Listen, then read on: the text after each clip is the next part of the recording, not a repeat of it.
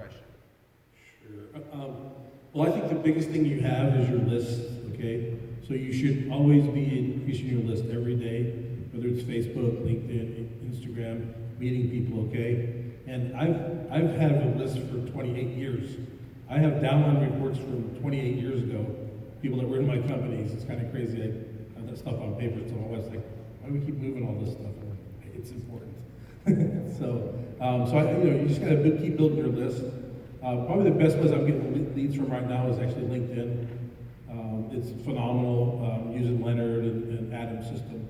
So I did that. So if you haven't, I highly recommend that alone. Just getting Adam's system, the 5,000. It's worth it just for Adam's system. Just learning everything he's teaching, and your business will go on fire. You'll have more people than you could ever talk to, just by using Leonard and stuff. So.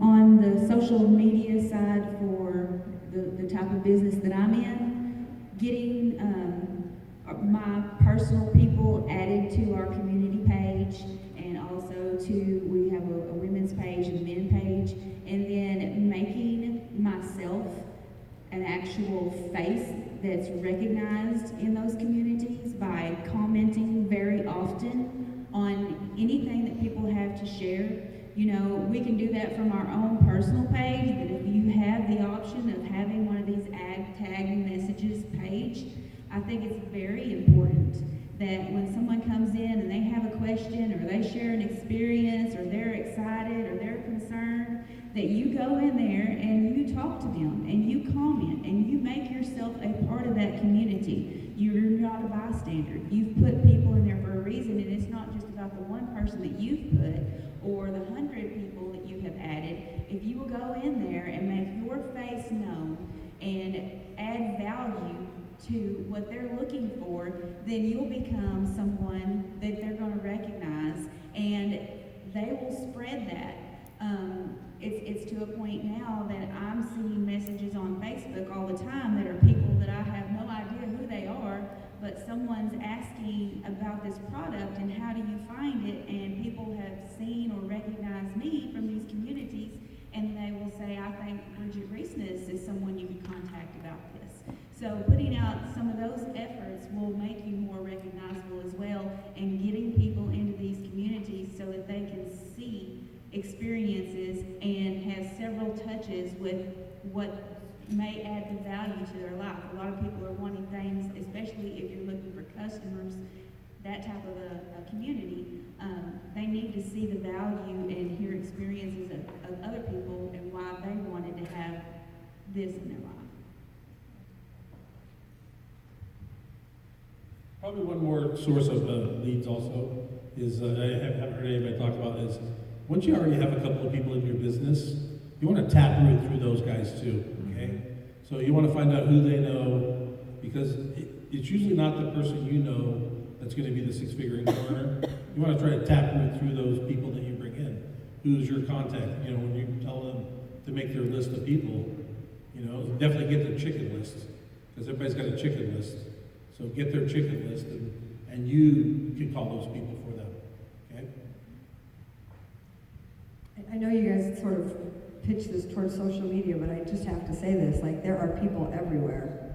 And it's easier for me to go out and just go to the mall or go to a restaurant and meet 5 new people than it is for me to stalk somebody on social media, personally. That's just, if you have that gregarious type of personality.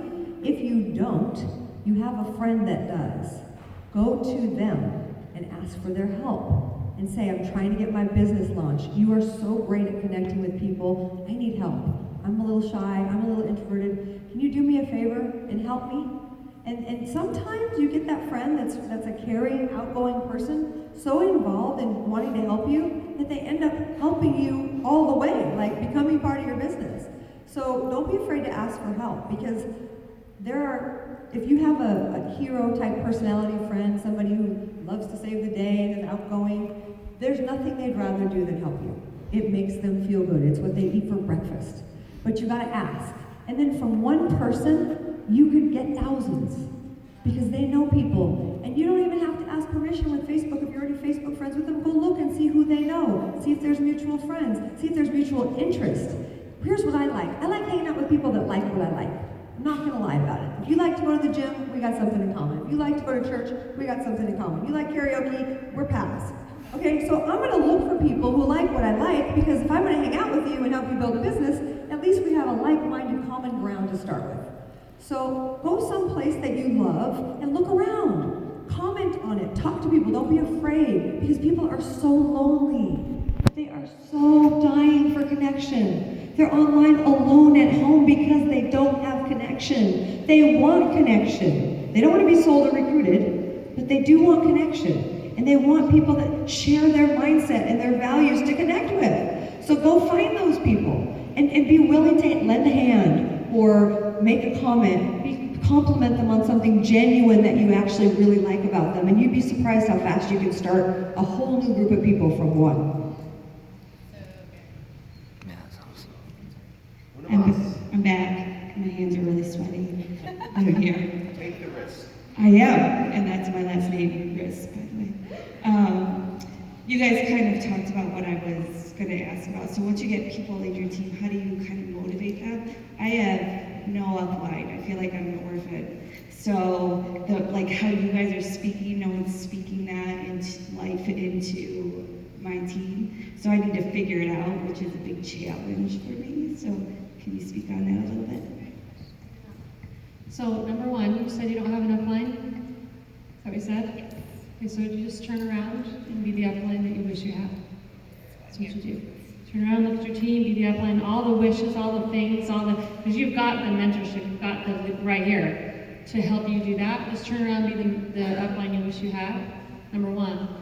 Number two, the best thing I ever learned was sending my team out on assignments. So you send them to do something and they don't do it, they're not serious. If you send them to do something and they come back and say, hey, I filled that out for you, when can we get on it? Great. Just another sifter. You can motivate, you can inspire, but they're either going to do it or they're not. And one of the biggest things that I see that happens is to all of us at one point or another, I don't know if it happened to Tom, it might have, is you bring in a bunch of people and then you become a hen, like sitting on the eggs. Just gonna sit on them because they're gonna hatch, man. They're gonna be eagles. They're gonna fly. No. They're gonna do it or they're not, and it goes back to the system again. Is you understanding and taking the emotion out of it and plugging them into the system and making them follow the system, and send them out on assignments. If they come back with it done, they're serious. If they don't, love them anyway. Love them where they're at. Unconditional love. But you can't spend time with them. They gotta want it more than you do. I think it helps a little bit where it's not just about your company as well. We have a morning call every morning, and we talk a lot about personal development and motivation and books that we've read, and we share those kind of things. So it's not just about, because I find the yellows are more about, is this all about sales? Is this sell all the time? Is that all we care about? And you have to make them realize that you care about them. And this is a journey. This is not a get-rich-quick scheme. We're in this for the long haul. And if you join the team, there is a thing called culture. And we're really stressing the culture because we want them, and thanks for that, Josh, because that came from you. It really, really helps to get the culture going, and just hang with us and come along for the journey, and you will see that people will be attracted to you because you know us, and we're going places and we're doing things and we're having fun, and it's truly life-changing being involved with network marketing, no matter what company you're in, and you're all invited, and I think that makes a big difference. I agree with that 100%. Where did she go? Okay. So when I was a little girl, my mom was what was called a lead man on an assembly line in a power salt plant, okay? Every day I would hear my dad tell her as she walked out the door, Glenda, if you're going to be a good leader, remember what it's like to be led, okay? And as a little girl, I had no clue what that really meant. But as I got older, and I've had other businesses I've been involved with before this, but when you can actually really listen to your team and get the involvement and the feedback from them. And that's how they start to bond with you, and ask them what they need. Ask them what you're doing that they like. Ask them what that you could possibly do that might make it better. Because, you know, it sounds like you may be really new in what you're doing, just like I'm new in what I'm doing. I try to show a lot of love to the people I'm involved with, and I'm not the main upline. My upline has taught me that. They've shown me tremendous love. They check on me all the time. They listen to what I express that I think I could use. They supply me with the tools that I need, and then they communicate and they congratulate me on everything I do. And when I feel like I'm failing, they reassure me that, okay, we're going to get past that one and we'll do better with our next step. So you definitely have a role, especially if you're the top of your line. And just remember, if you had someone you would reach up to, what would you want from them? What would you need from them? And you need to try to be that for them. And one of the main things people need is affirmation.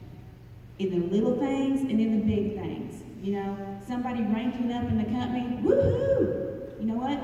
Somebody was able to get somebody to come to the community page. That's an accomplishment too. Help them get through the little steps, and the bigger steps will come. You know, and don't give up on that. Don't forget about them. You know, don't just be out here fishing in the river for new people and forget about what's happening in your pond.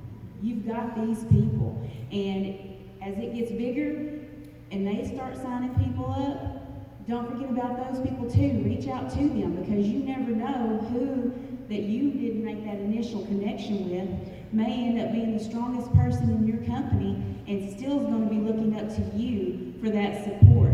They deserve that. They've just become a part of your family and your team, and just stick with them and make them all matter.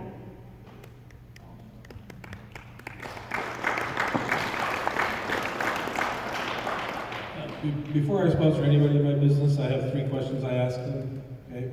Number 1 is they have to have a burning desire. Okay, so I need to know what their burning desire is. Okay, so I got to have that first. All right. Number 2 is, are you super coachable? Okay, and then like Kathy said, I give them an assignment and see if they're coachable. Okay, and the 3rd question is, are you willing to work? Because it's network marketing, not net play. Okay, so they have to answer those questions, and I test them. So that's what I do. And then you know, give them books to read and help them motivate them and stuff like that. Hopefully you have some good, you know, there's a lot of great books out there. So just, you know, get them whatever you're reading. I'm always reading something. So leaders are readers, and you know, books, tapes, and functions. Kind of date myself, but you know, it's one thing I do all the time. You go to all the functions, you read books every day, and you tapes now, yeah, audio, yeah, so tapes. But yeah, I got now they're like Audible, so you can like listen now too. So I read and listen. So, but yeah, so. Just one last thing. Sometimes not having the upline you dreamt about is a blessing. Because it creates the leader in you that you wouldn't have been, hiding under the shadow of somebody that you think is better than you. Because most upline just got there first. They don't necessarily have more skills. Sometimes they do, but sometimes they're not nicer people. So there's something special about you. God made you unique and special and different from everyone else in the world. And what you have is what they need. So don't look to somebody else. You have everything you need within you. And you have mentors that can answer all your questions.